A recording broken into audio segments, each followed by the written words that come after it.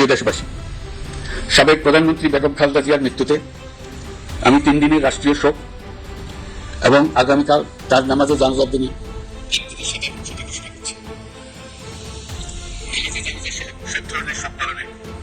শৃঙ্খলা বজায় রাখার জন্য আমি সবার প্রতি বিনীত আহ্বান জানাচ্ছি। প্রিয় দেশবাসী, আমি জানি আপনারা সবাই এই সময়ে অনেক আধিপত্যতে, আমি আশা করছি শোকের এই সময় আপনারা ধৈর্যের পরিচয় দেবেন এবং তার জানাজা সহ সকল আনুষ্ঠানিকতা পালনে সংশ্লিষ্ট সবাইকে সহযোগিতা করবেন। সাবেক প্রধানমন্ত্রী, দেশনেত্রী, বিএনপি চেয়ারপারসন বেগম খালেদা জিয়া আর নেই। ইন্না লিল্লাহি ওয়া ইন্না ইলাইহি রাজিউন। বেগম খালেদা জিয়া সম্পর্কে আমরা কখনো কোনো নেতিবাচক মন্তব্য করিনি, করতে চাই না। বেগম খালেদা জিয়া ইসলামপন্থীদের আস্থার প্রতীক ছিলেন। বেগম খালেদা জিয়া কখনো এদেশের আলেম ওলামা ইসলামপন্থীদের নিয়ে নেতিবাচক কোনো শব্দ উচ্চারণ করেনি। এ কারণে তার জন্য অন্তরের অন্তঃস্থল থেকে দোয়া, শ্রদ্ধা, ভালোবাসা। আল্লাহ রাব্বুল আলামিন এই মহিয়সী নারীকে জান্নাতুল ফেরদাউস নসিব করুন। খালেদা জিয়া ছিলেন পিওর বাংলাদেশপন্থী। খালেদা জিয়া কখনো আলেম ওলামাদেরকে রাজাকার বলেননি, স্বাধীনতা বিরোধী বলেননি, যেটা নব্য বিএনপির বাটপাররা বলছে। খালেদা জিয়া কখনো আলেম ওলামা ইসলামপন্থী জামাত কোনো হুজুরদের সাথে মিশতে কখনো অপারগতা প্রকাশ করেননি, বরং অনেকের বাধা বিপত্তি অতিক্রম করে তিনি ইসলামপন্থীদের পাশে দাঁড়িয়েছেন। কখনো নিজেকে মির্জা ফখরুদ্দিনের মতো প্রগতিশীল দাবি করেননি। কখনো খালেদা জিয়া অসাম্প্রদায়িক হিসাবে নিজেকে দাবি করেননি। তিনি ছিলেন পিওর বাংলাদেশপন্থী। জিয়াউর রহমানের যে বাংলাদেশি জাতীয়তাবাদী রাজনীতি, এটা প্রকৃত ধারক বাহক ছিলেন বেগম খালেদা জিয়া। বেগম খালেদা জিয়ার মৃত্যু বাংলাদেশকে এক অপূরণীয় ক্ষতির দিকে ঠেলে দিবে।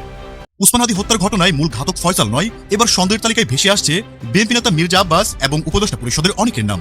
অবশেষে শরীফ ওসমান হাদীকে হত্যার ঘটনায় জড়িত 2 সহযোগীকে গ্রেফতার করেছে পুলিশ। ভারতের মেঘালয় পুলিশের হাতে ধরা পড়েছেন তারা, এমনটাই জানিয়েছে। অবশেষে হাদী হত্যাকারীর 2 মূল সহযোগী এখন আইনের খাঁচায়। এই 2 কালপ্রিটের ধরা খাওয়ার মাধ্যমে প্রমাণ হয়েছে পাপ কখনো চাপা থাকে না। আর তাদের গ্রেফতারের সাথে সাথেই তদন্তে বেরিয়ে আসছে এমন সব তথ্য যা শুনলে আটকে উঠবে সাধারণ মানুষ। ইনকিলাব মঞ্চের মুখপাত্র শহীদ শরীফ ওসমান হাদীর হত্যাকারীদের শনাক্ত ও গ্রেফতারের সহায়ক তথ্যের জন্য 55 লাখ রুপি পুরস্কার ঘোষণা করেছে যুক্তরাষ্ট্র ভিত্তিক সংগঠন সিক্স ফর জাস্টিস SFJ। আপনাদের ফিলোসফি কি অন্যের কাপড় খোলা? ওনাদের জবাব মানে জামাতে ইসলামের জবাব কে দিল? চরমনাই পীর সাহেব। আবার দেখেন এই চরমনাই পীর সাহেবও কিন্তু জামাতে ইসলামকে দেখতে পারতো না। এরকম সময় গেছে না ভাই? গেছে তো। তার মানে সবচেয়ে বড় চ্যালেঞ্জ ছিল এই 8টা দলকে এক করা। ওনাদের জন্য সবচেয়ে বড় চ্যালেঞ্জ আওয়ামী লীগও না, বিএনপিও না। সবচেয়ে বড় চ্যালেঞ্জ ইসলামিক মাইন্ডের সবাইকে এক জায়গায় আনা, এবং এটা ভাঙ্গা দেওয়ার জন্য ভাই বহু রকম চেষ্টা করা হয়েছে। ওদিক থেকে এদিক থেকে চারিদিক থেকে টাকা দিয়ে ভয় দেখায়া, যে মাঝে মাঝে আমরা শুনতাম না হেফাজতে ইসলাম চলে যাইতেছে, চরমনাই পীর সাহেব চলে যাইতেছে, এগুলো কেন শুনতাম? এগুলো গুজব ছড়াই দিয়া আমাদের মনোবল ভাঙ্গা দিত। হ্যাঁ ভাই, মনোবল ভাঙ্গা দিত তারা, আমাদের মনে সন্দেহ ঢুকাই দিত। কিন্তু যাই হোক, আজকের দিনটা সেই দিন যেদিন আমরা দেখতে পাইতেছি ভাই শুধু 8 দল না, সাথে আছে এনসিপি, সাথে আছে কর্নেল অলি আহমেদ সাহেব, বীর বিক্রম কর্নেল অলি আহমেদ সাহেব। গতকালকে বাংলাদেশে একটি অভাবনীয় কাণ্ড ঘটে গেল নজিরবিহীন ভাবে। আসসালামু আলাইকুম দর্শক, নতুন একটি খবরে আপনাদের সবাইকে স্বাগতম। আশা করছি আপনারা ভিডিওর শুরুটা দেখেই বুঝতে পেরেছেন আজকের নিউজটা ঠিক কতটা গুরুত্বপূর্ণ হতে চলেছে এবং ঠিক কোন দিকটাকে ইঙ্গিত করছে। তাই বলবো দর্শক, যারা ভিডিওটি দেখতে শুরু করেছেন তারা অবশ্যই নিউজটি না টেনে সম্পূর্ণ মনোযোগ সহকারে দেখবেন, তাহলে এই বিষয় সম্পর্কে আসল তথ্যগুলো জানতে বা বুঝতে পারবেন। তো প্রিয় দর্শক, আমি আর কথা বাড়াবো না। ভিডিওর শুরুতে আপনাদের যেই ভিডিওগুলোর অংশবিশেষ দেখিয়ে শুরু করেছিলাম সেই ভিডিওগুলোর বিস্তারিত আলোচনা দেখব। তবে তার আগে অনুরোধ, যারা এখনও চ্যানেলটি সাবস্ক্রাইব করেননি সকলে চ্যানেলটি সাবস্ক্রাইব করে পাশে থাকা বেল আইকন বাজিয়ে দিন, আর যারা ইতিমধ্যে সাবস্ক্রাইব করে রেখেছেন তাদেরকে অসংখ্য ধন্যবাদ। প্রিয় দর্শক, চলুন একটি লাইক দিয়ে আমরা ধারাবাহিকভাবে সবগুলো ভিডিওর বিস্তারিত আলোচনা দেখে আসি। এতে কোনো সন্দেহ নেই। তবে এই বিএনপির জন্য দুঃখ। আমি খালেদা জিয়ার মৃত্যুর ঘটনা নিয়ে রাজনৈতিক বিশ্লেষণ করতে চাই। আল্লাহর কাছে দোয়া করবো, এটা জায়নামাজে। তার মধ্যে একটা ইমোশন রয়েছে আমাদের সবার। এই খালেদা জিয়ার মৃত্যুকে কেন্দ্র করে বিএনপি পরিকল্পিতভাবে রাজনীতি করেছে। আমি বলছি না, আমি কখনো বলিনি কিংবা এখনো বলছি না যে খালেদা জিয়া আগেই মারা গেছেন, বিএনপি এই সময় এসে ঘোষণা নিয়েছে। কিন্তু না, মানুষ বিশ্বাস করে যে খালেদা জিয়া আগেই মারা গেছেন। কিন্তু আমি বলেছি বারবার যে খালেদা জিয়া আগে মারা গেলে সেটা গোপন করা সম্ভব হতো বলে আমি মনে করি। কারণ এখন তার বিএনপি ক্ষমতায় নাই যে একদম সবকিছু নিজেদের মতো করে নিয়ন্ত্রণ করে। হ্যাঁ, মেডিকেল সায়েন্সের কোনো দৃষ্টিতে কোনো হিসাব নিকাশে এতদিন তার জীবিত থাকার কথা না, কিন্তু আল্লাহর মিরাক্কেল বলতে একটা কথা আছে, তার মাধ্যমে অনেক কিছুই সম্ভব। তো সেটা হয়েছে। খালেদা জিয়া আল্লাহর ডাকে সাড়া দিয়ে চলে গেছেন। এটাই বলবো যে আগেই মারা গেছেন, এটা পারসেপশন, এটা মানুষ বিশ্বাস করে, কিন্তু একজন সচেতন বিশ্লেষক হিসেবে এই কথা আমি বলতে পারি না, আমি এটা মনে করি না। কিন্তু এটাও ঠিক যে মানুষ আমার কথা বিশ্বাস করবে না। মানুষ মনে করে, বিএনপির লোকজন মনে করে যে আগেই মারা গেছেন, জাস্ট এখন ঘোষণাটা দেওয়া হয়েছে, জাস্ট এতটুকু। যাই হোক, আমি বিশ্বাস করতে চাই যে তিনি যখন মারা গেছেন তখনই ঘোষণা দেওয়া হয়েছে। কিন্তু বিএনপির জন্য দুঃখ, এই মহিয়সী নারী, এই মহান রাজনীতিবিদ বেগম খালেদা জিয়া বিএনপির জন্য মৃত্যুর সময় এবং মৃত্যুর পরে যথাযথ সম্মান পাচ্ছেন না। মৃত্যুর সময় এই বিএনপির ছাত্রীরা খালেদা জিয়াকে কার্যত অপমানিত করছে। যেমন খালেদা জিয়া মারা গেছেন, এটাকে কেন্দ্র করে জগন্নাথ বিশ্ববিদ্যালয়ের ছাত্র সংসদ নির্বাচনের ভোট স্থগিত করা হয়েছে। বিএনপির কুলাঙ্গাররা, বিএনপির দালালেরা জগন্নাথ বিশ্ববিদ্যালয়ের ছাত্র সংসদ নির্বাচন স্থগিত করতে চেয়েছে, অনেক আগে থেকে নির্বাচন ঠেকাতে চেয়েছে, কিন্তু পারেনি। তো অবশেষে খালেদা জিয়ার মৃত্যুকে কেন্দ্র করে নির্বাচন ঠেকিয়ে দিয়েছে। এটা বিএনপির পরিকল্পিত ছিল যে এরকম একটা কিছু করবে, খালেদা জিয়ার মৃত্যুকে কেন্দ্র করে পরিকল্পিতভাবে যেভাবে পারি যে কোনো কিছু রাজনৈতিক ফায়দা হাসিল করবো, হয় সিম্পেথি কার্ড খেলবো, না হয় কোনো একটা ভোট স্থগিত করাবো, নানান কিছু। এখন অনেকে বলে যে জাতীয় নির্বাচনের দিন ঘোষণা দিন, তাহলে নির্বাচনটা স্থগিত করানো যেত। জগন্নাথ বিশ্ববিদ্যালয়ের ছাত্র সংসদ নির্বাচন স্থগিত করিয়ে কি লাভ হলো? এখন এই যে বিএনপির কুলাঙ্গাররা, যদিও ছাত্র দলের প্রতিবাদ করেছে, জগন্নাথ বিশ্ববিদ্যালয়ের ছাত্র দলের ছেলেরা দেখলাম যারা নির্বাচন করে তারা প্রতিবাদ করলো, এই ভিসি পদত্যাগ চাইলো নির্বাচন স্থগিত করার কারণে। এটা খালেদা জিয়ার প্রতি অবমাননা, যে খালেদা জিয়ার আজীবনের সংগ্রাম গণতন্ত্রের জন্য, যার একটা পরিচয় আবশ্যিক নেত্রী, সেখানে খালেদা জিয়ার মৃত্যুকে কেন্দ্র করে গণতন্ত্র জলাঞ্জলি দেওয়া, গণতন্ত্র বিসর্জন দেওয়া, নির্বাচন স্থগিত করার পূর্ব পরিকল্পনা বাস্তবায়ন করা। এরা বসেছিল যে কি, কারণ নির্বাচন হলেই তো ছাত্রদল হেরে যাবে, খালেদা জিয়ার মৃত্যুর দিন খালেদা জিয়ার দল হেরে যাবে, এটা মেনে নিতে চাইনি, এই জন্যই নির্বাচন স্থগিত করা। কিন্তু বাস্তব হচ্ছে যে খালেদা জিয়ার যে গণতান্ত্রিক সংগ্রাম, সেক্ষেত্রে গণতন্ত্রই খালেদা জিয়ার কাছে মুখ্য ছিল, জনগণের রায় খালেদা জিয়ার কাছে মুখ্য ছিল। কে জিতলো কে হারলো ডাজেন্ট ম্যাটার, জনগণ ভোটাধিকার প্রয়োগ করতে পারছে কিনা এটাই ছিল খালেদা জিয়ার কাছে মুখ্য। এবং খালেদা জিয়ার প্রতি সর্বোচ্চ সম্মান দেখানো হতো যদি এই অবস্থায় নির্বাচনটা হতো এবং নির্বাচনে কালো ব্যাজ করে সবাই ভোট দিতে যেত। পৃথিবীর রিয়ালিটি এটাই যে একদিকে মারা যাবে আর একদিকে জন্ম নেবে। আর বিশেষ করে গণতন্ত্রের জন্য সংগ্রামী একজন নেত্রী, দেশনেত্রী, তার জন্য গণতন্ত্রকে বিসর্জন দেওয়া এটা খুবই আপত্তিকর। এটা ঘটেছে। এবং দেখেন, বিএনপির জন্য ভাগ্য খারাপ যে খালেদা জিয়ার মতো একজন মহান নারী মৃত্যুবরণ করলো, কিন্তু আমি দেশে কিংবা রাজনীতিতে কিংবা মিডিয়ায় তেমন কোনো হাইপ দেখতে পাচ্ছি না, এবং যে খবরগুলো তেমন কোনো রিয়াকশন নাই, বা শরীফ ওসমান হাদির মৃত্যুতে যেরকম চারিদিকে কান্নার রোল, সারা বাংলাদেশ শোকাহত ছিল, এরকম কোনো শোকের ছায়া, শোকের আবহ আমি দেখতে পাচ্ছি না। It's very simple. বরং খালেদা জিয়ার মৃত্যুকে কেন্দ্র করে সোশ্যাল মিডিয়া এটা ডমিনেট করার কথা ছিল, কিন্তু না, এখানে ওই জামাত চরমনাই জোট, এনসিপি জামাত জোট নিয়ে ব্যাপক আলোচনা। এটা কেন হয়েছে? যে খালেদা জিয়া মারা গেছে, সেখানে রাজনীতির অতি জরুরি কাজ চলবে, ঠিক আছে, যেমন পূর্ব ঘোষিত নির্বাচন, সেগুলো শোকাহত অবস্থায় মানুষ ভোট দিবে, কিন্তু স্বাভাবিকভাবে খালেদা জিয়ার প্রশংসা সুলভ বা খালেদা জিয়ার বিভিন্ন বক্তব্য শেয়ার, এগুলোই সোশ্যাল মিডিয়া এবং জনগণের মূল হওয়ার কথা ছিল, কিন্তু সেটা হয়নি। ওসমান হাদিকে নিয়ে জনগণের যে আগ্রহ, যে তার মৃত্যুকে কেন্দ্র করে সব দেখেছি, খালেদা জিয়ার মৃত্যুকে কেন্দ্র করে তার 100 ভাগের 1 ভাগও দেখছি না। এটা কেন? এই অযোগ্য বিএনপির কারণে হয়েছে। এবং বিএনপির কপাল খারাপ যে খালেদা জিয়া আমার বিশ্লেষণ অনুযায়ী স্বাভাবিক সময়ে মারা গেছেন, মানে আগে মারা গেছেন, বিষয়টা আমি মনে করি না। তবে কোনো রকম ওই যে বলে না যে পিত্তে পরাণ ছিল, ওরকম বেঁচে ছিলেন, এটা আমার বিশ্বাস, আল্লাহ নসল। তো সেই জায়গায় তারেক রহমান দেশে আসলেন, ভোটার হলেন, তার গুরুত্বপূর্ণ যত সফর ছিল, কবর জিয়ারত, স্মৃতিসৌধে যাওয়া, মাজার জিয়ারত করা, পার্টি অফিসে যাওয়া, 2 পার্টি অফিসেও বসা শেষ, চেয়ারপারসন কার্যালয়ে বসেছেন, আবার নয়াপল্টন কার্যালয়ে বসেছেন, সবকিছু নিজের ভোটার হওয়া সব যখন শেষ, নমিনেশন পেপার সাবমিট করা শেষ, সব ঝামেলা গোছানোর পরে খালেদা জিয়ার মৃত্যু সংবাদ। মানে এতে মানুষ মনে করছে যেটা অতি সূক্ষ্মভাবে পরিকল্পিতভাবে এটা করেছে, এবং তারেক রহমান এসেছে গিয়েছে। তারপরে তাহলে এখান থেকে কি প্রমাণিত হলো? এখান থেকে প্রমাণিত হলো মানে জনগণ মনে করছে যে এটা বিএনপি সাজানো নাটক, কিন্তু বাস্তবে হয়তো সাজানো নাটক না, কিন্তু politics perception is very important. বাস্তব যা হোক, জনগণ কি মনে করছে এটা ইম্পর্টেন্ট। যাই হোক, খালেদা জিয়াকে নিয়ে বিএনপিপন্থী ছাত্রীরা খালেদা জিয়াকে যথেষ্ট সম্মান দিতে পারলো না, কিন্তু ইসলামপন্থীরা খালেদা জিয়াকে সর্বোচ্চ সম্মান দিচ্ছে, সম্মান দিতে চায়, দোয়া করছে আল্লাহর কাছে। আর বিএনপি লোক কিন্তু ঠিকমতো দোয়া করতে পারে না, তারা রাজনৈতিকভাবে ব্যবহার করতে পারে। আল্লাহ রাব্বুল আলামিন খালেদা জিয়াকে জান্নাতুল ফেরদাউসের সর্বোচ্চ মাকাম দান করুন। মারামারি, লাঠি নিয়ে মারামারি চলতেছে 2 পক্ষ। এক পক্ষ হচ্ছে চাঁদাবাজ, আরেক পক্ষ হচ্ছে ব্যবসায়ী। চিন্তা করেন, চাঁদা দিবে না দেখে এখন লাঠি নিয়ে আঘাত হানতে আসছে। ওনারা মানববন্ধন করতেছিল, কারণ বাজারের ব্যবসায়ীরা ওই মানববন্ধনে এসে হামলা করছে। তারপরে দুই পক্ষ কোথায় যাবে মানুষ, কোথায় নিবে আশ্রয়? হ্যাঁ, ওই মারামারি শেষের দিকে র্যাব আসছে, পুলিশ আসছে, আবার দেখলাম মিলিটারিও আসছে, আমাদের আর্মি ভাইরাও আসছে। কিন্তু আইসার লাভ কি? কত জায়গায় দৌড়াবে? এরকম ঘটনা তো প্রায় সব জায়গায় ঘটতেছে। মানুষ কোথায় নিরাপদ আশ্রয় নিবে? ওই নিরাপদ সড়ক চাইর মতো নিরাপদ একটা আশ্রয় তো দরকার। মানুষ বিপদে পড়লে পুলিশের কাছে যাবে, তাই না? কিন্তু পুলিশ কি সে আশ্রয় দিতে পারতেছে?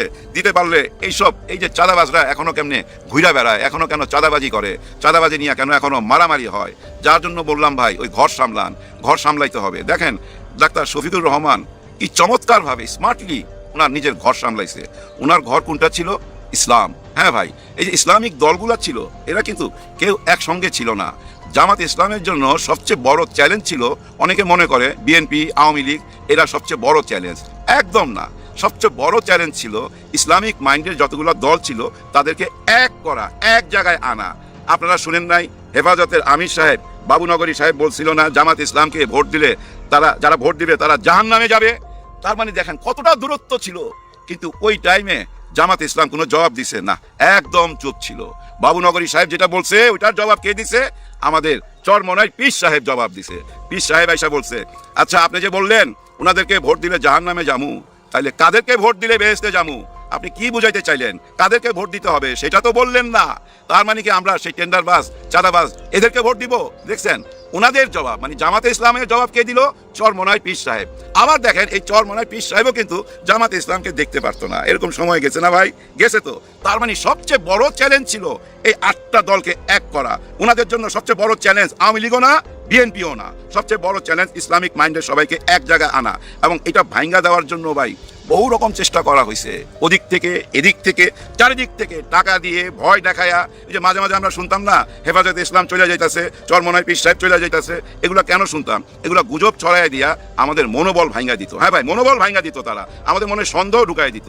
কিন্তু যাই হোক, আজকের দিনটা সেই দিন যেদিন আমরা দেখতে পাইতেছি ভাই শুধু 8 দল না, সাথে আছে এনসিপি, সাথে আছে কর্নেল অলি আহমেদ সাহেব, বীর বিক্রম কর্নেল অলি আহমেদ সাহেব। ওনার আশাটা ছিল ভাই একটা চমৎকার ব্যাপার।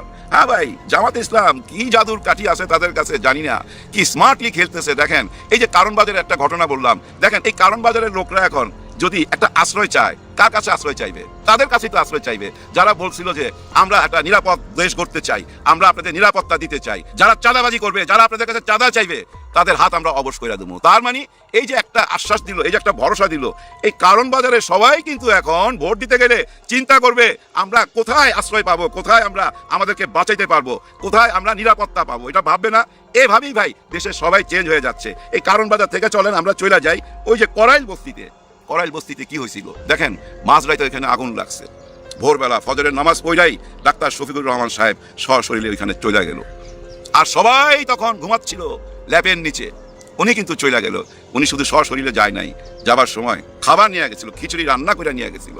দেখেন ওই খিচুড়ি সবাইকে দেবার আগে নিজেই উনি ওই খাবারটা খাইছে সবার সামনে।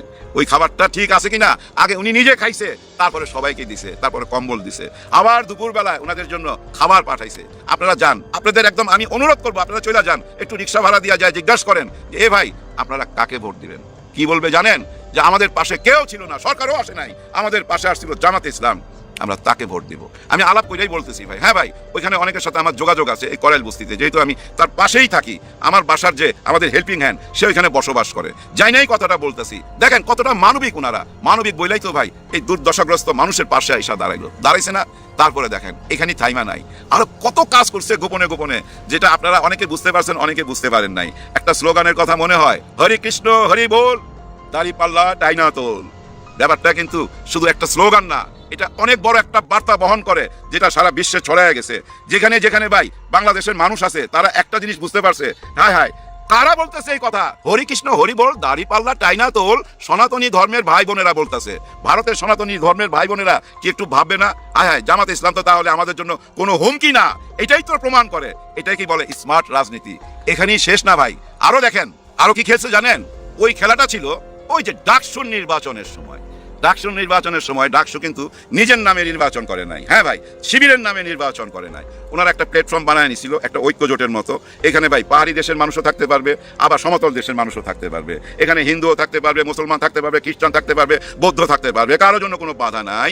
ওইভাবেই রাজনীতি কইরা দেখেন ডাকসুর 4টা ইউনিভার্সিটি থেকে যে রেজাল্টটা নিয়ে আসলো সেটা তো আপনারা দেখছেন। ওই একই জিনিস ভাই, ফটোকপি তো দেখেন। এই যে জামাতে ইসলামের আজকে যে ঐক্য জোট 13 দল নিয়ে, ওই একই জিনিস ছিল ডাকসুতে, ওইটারই ফটোকপি এই জামাতে ইসলামে। ওই একইভাবে খেলতেছে, কিন্তু কিভাবে চমৎকার ভাবে সবাইকে কাছে নিয়ে আসলো। এখন কি আর বলতে পারবেন এই তুমি রাজাকার? এই কথা আর বলতে পারবেন না, কারণ ওইখানে বীর বিক্রম, বীর মুক্তিযোদ্ধা কর্নেল অলি আহমেদ, যে শহীদ প্রেসিডেন্ট জিয়াউর রহমানের খুব ক্লোজ বন্ধু, মাঠের মুক্তিযোদ্ধা, ওই ইতিহাসের কাগজে না ভাই, কাগজে লেখা কলমে লেখা মুক্তিযোদ্ধা না, অরিজিনাল মুক্তিযোদ্ধা, বীর বিক্রম মুক্তিযোদ্ধা কোথায়? এখন জামাতে ইসলামে। কেন ওনাকে ধরে রাখতে পারলেন না? এখানেই তো একটা পরাজয়, যারা ওনাকে ধরে রাখতে পারলেন না। আর জামাতে ইসলাম এটা কি পাইলো জানেন? ওই উপরালার পরিকল্পনা, উপরালাই সব পরিকল্পনা করে দেয়। তো এমন একজনকে আইনা দিছে, এখন আর আপনি আঙ্গুল তুলে বলতে পারবেন না এই তুমি রাজাকার, তুমি আলবদর, 71-এর দুশমন, স্বাধীনতা বিরোধী। স্বাধীনতা বিরোধী কেন বলে জানেন? আসলে ওইটা হইলো তার রাজনৈতিক বিরোধী, তার অপোজিশন, বিপক্ষ দল, রাজনৈতিক বিরোধী দল। ওই রাজনৈতিক বিরোধী দলকে ট্যাগ লাগায়া স্বাধীনতা বিরোধী বানায়া এই দেশে রাজনীতি করতো, ওই রাজনীতির রাস্তা বন্ধ করে দিল। হ্যাঁ ভাই, আমি স্যালুট জানাই কর্নেল অলি আহমদ সাহেবকে, আপনাকে স্যালুট। আপনি ঠিক জায়গায় আসছেন, আপনি ঠিক মূল্যায়ন করতে পারছেন, আপনি বুঝতে পারছেন বাংলাদেশ কি চায়, বাংলাদেশের মানুষ কি চায়, এই যে মনের কথা বুঝতে পারতেছেন, এই জন্য আপনাকে স্যালুট দিলাম ভাই। আখতারুজ্জামান সাহেবকে অনেকে মনে করেন এই যে বীর মুক্তিযোদ্ধা আখতারুজ্জামান সাহেব, অনেকে পাগল মনে করে, অনেকে বলে আবুল তাবুল বকে। না ভাই, আবুল তাবুল বকে না, কষ্টে কষ্টে না বুঝছেন পাথর হয়ে গেছে। এই পাথর হয়ে যাওয়ার কারণ বুঝছেন, নিজের দলের কাছ থেকে বহু রকম অবজ্ঞা পাইছে, অবহেলা করা হয়েছে, দূরে সরাই দেওয়া হয়েছে, বিয়ে বাড়িতেও ডাকতো না, কারো মুসলমানিতেও ডাকতো না, ওনাকে কেউ চিনতো না, কেউ কথা বলতো না, এক ঘোড়া কইরা দিছিল। একজন মুক্তিযোদ্ধাকে আপনারা এক ঘোড়া কেন কইরা দিছিলেন? উচিত কথা বলে লেখা, তাই না? দেখেন উনিও চলে আসছে কোথায়? ওই যে যাদেরকে আপনারা রাজাকার বলতেন। ওই 71-এর দোকানের কাস্টমার আর নাই ভাই, দোকানের ঝাঁপ খুইলা লাভ নাই। ওই ব্যবসা বাণিজ্য এই দেশে বন্ধ। মানুষ বুঝতে পারছে যে মানুষকে আপনারা চোদু বানায়া এত বছর ব্যবসা কইরা গেছেন। 71 আর স্বাধীনতা বিরোধী রাজাকার, ওই ব্যবসা আপাতত বন্ধ। আর ওই দোকান বন্ধ হওয়ার পর নতুন একটা দোকান খোলা হয়েছে বর্তমানে, এই প্রায় 5 দিন ধরে এই দোকানটা খুলছে।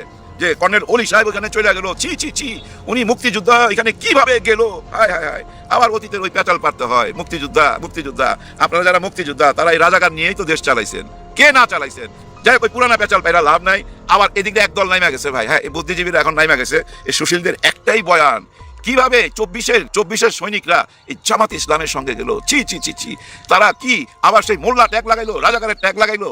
এইটাও খাবে না ভাই। আপনাদের এই কথাবার্তাগুলো পাবলিক খাইতেছে না। আপনাদের এই কথার কাউন্টার দেওয়ার জন্য জামাত ইসলাম আগেই সাইবার ফাইটার কিছু এই সোশ্যাল মিডিয়া ছাইরা দিয়ে রাখছে। হ্যাঁ ভাই, ওনাদের কাছে টিকতে পারবেন না, তো টিকতে পারেন নাই। মাত্র 5-6 জন, এই 5-6 জনের কাছে আপনারা হাইরা গেছেন।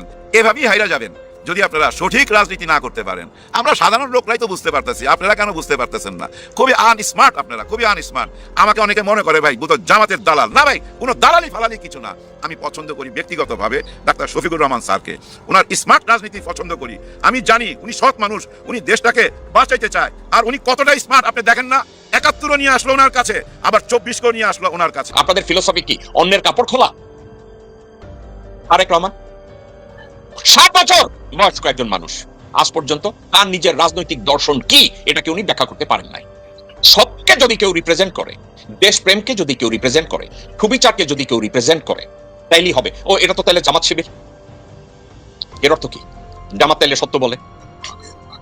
আমি যদি দেশপ্রেমের কথা বলি, জেকব মিল্টন জামাত শিবির, তাহলে জামাত শিবির তাহলে দেশপ্রেমিক।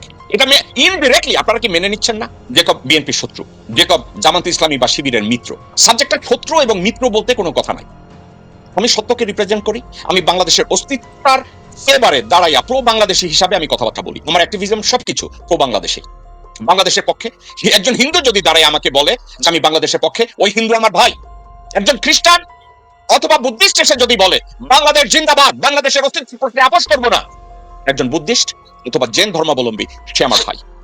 অর্থাৎ আমার দৃষ্টিকোণ থেকে দেশপ্রেমিক বাংলাদেশী, মুসলমান হোক, হিন্দু হোক, খ্রিস্টান হোক, সবার সমান অধিকার। এটাগুলো আমি জেকব মিল্টন।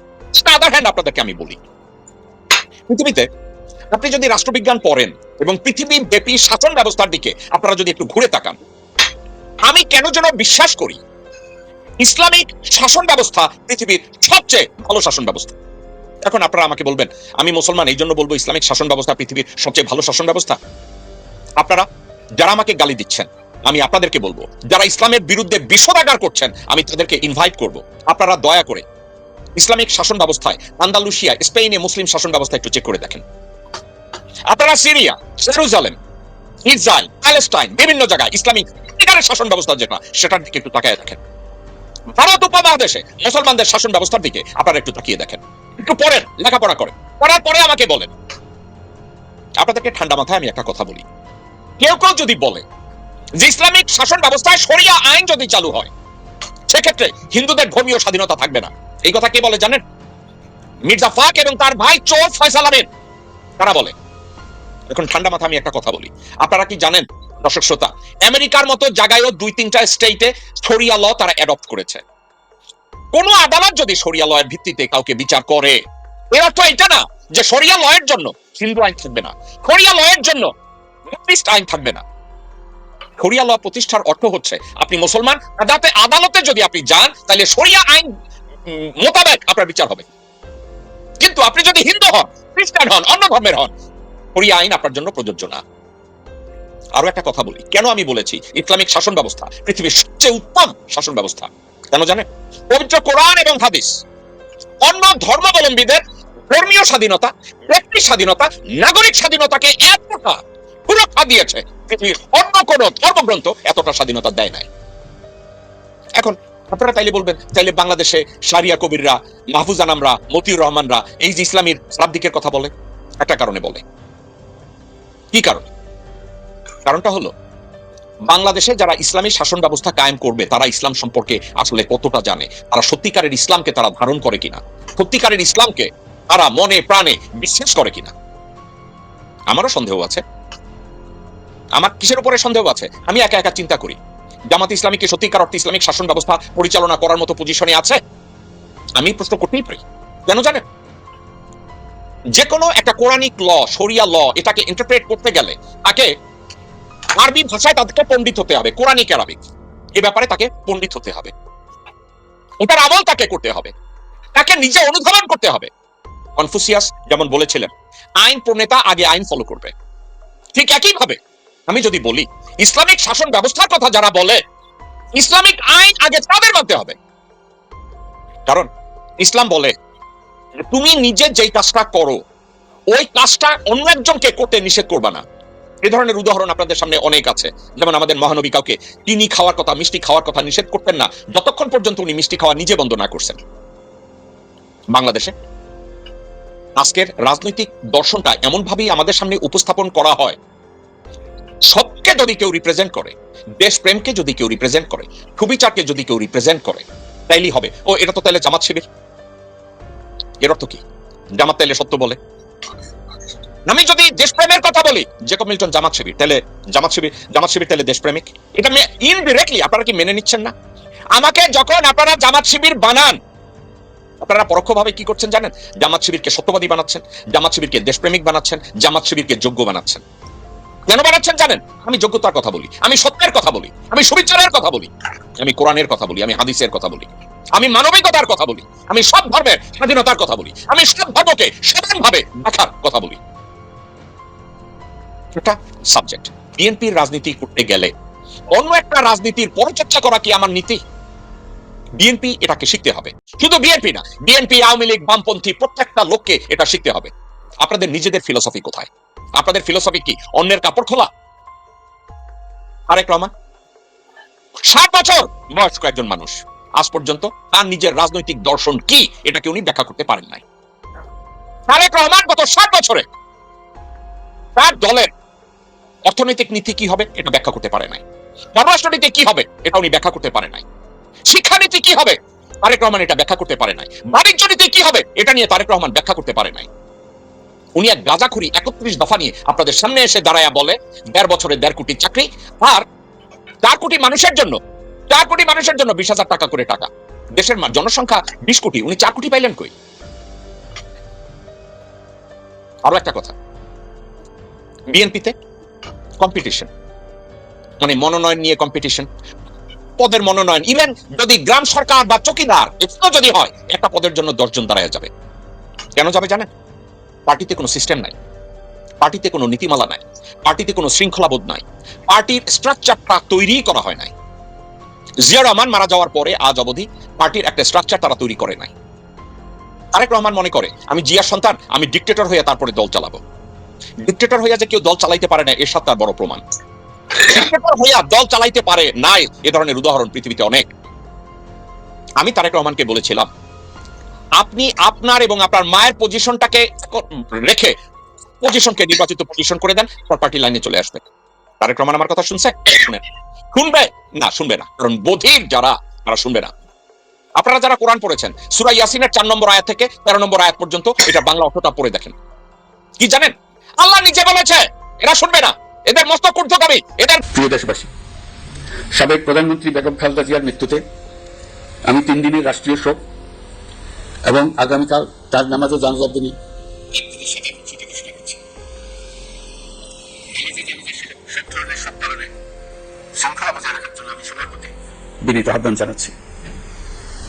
প্রিয় দেশবাসী, আমি জানি আপনারা সবাই এই সময়ে অনেক আবেগাপ্লুত। আমি আশা করছি শোকের এই সময় আপনারা ধৈর্যের পরিচয় দেবেন এবং তার জানাজা সহ সকল আনুষ্ঠানিকতা পালনে সংশ্লিষ্ট সবাইকে সহযোগিতা করবেন। মহান আল্লাহ তাআলা আমাদের সকলকে ধৈর্য, শক্তি ও ঐক্যবদ্ধ থাকার ক্ষমতা দেন। আল্লাহ হাফিজ।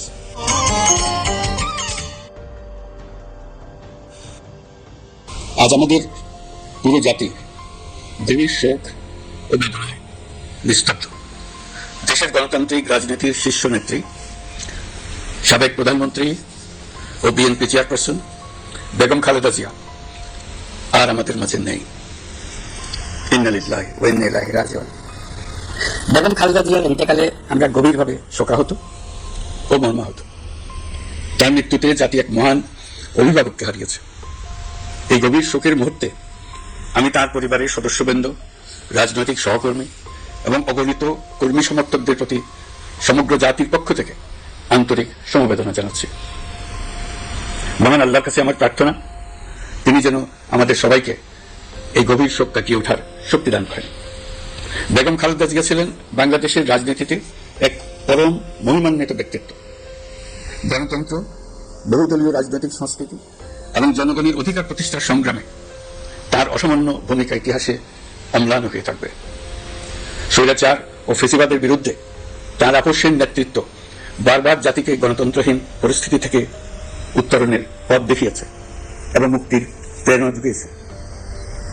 দেশ ও জাতির প্রতি তার সমুজ্জ্বল অবদান জাতি চিরকাল শ্রদ্ধার সাথে স্মরণ করবে। তার দীর্ঘ রাজনৈতিক যাত্রা, গণমুখী নেতৃত্ব এবং প্রিয় মাতৃভূমির স্বাধীনতা ও সার্বভৌমত্বকে সমুন্নত রাখতে তার অবিচল ভূমিকা অবিস্মরণীয় হয়ে থাকবে। এমন একজন মহান দূরদর্শী ও নিখাদ দেশপ্রেমিক নেত্রীর শূন্যতা পূরণ হবার নয়। প্রিয় দেশবাসী, এই শোকাবহ মুহূর্তে আপনাদের প্রতি আমার উদাত্ত আহ্বান, আসুন আমরা সবাই যার যার অবস্থান থেকে মহান আল্লাহর দরবারে বেগম খালেদা জিয়ার বিদেহী আত্মার মাগফিরাত কামনা করি। একই সঙ্গে জাতির এই কঠিন সময়ে আমরা যেন ঐক্যবদ্ধ থাকি। শোকের এই সময়ে কেউ যেন অস্থিতিশীলতা বা নাশকতার অপচেষ্টা চালাতে না পারে, সে বিষয়ে আমি সবাইকে সজাগ থাকার আহ্বান জানাচ্ছি। এই সময় আমাদের সবার দায়িত্বশীল ভূমিকা পালন করা অত্যন্ত জরুরি। প্রিয় দেশবাসী, সাবেক প্রধানমন্ত্রী বেগম খালেদা জিয়ার মৃত্যুতে আমি 3 দিনের রাষ্ট্রীয় শোক এবং আগামীকাল তার নামাজে জানাজার দিনে একদিনের সাধারণ ছুটি ঘোষণা করছি। নামাজে জানাজা সহ সব ধরনের শোক পালনে শৃঙ্খলা বজায় রাখার জন্য আমি সবার প্রতি বিনীত আহ্বান জানাচ্ছি।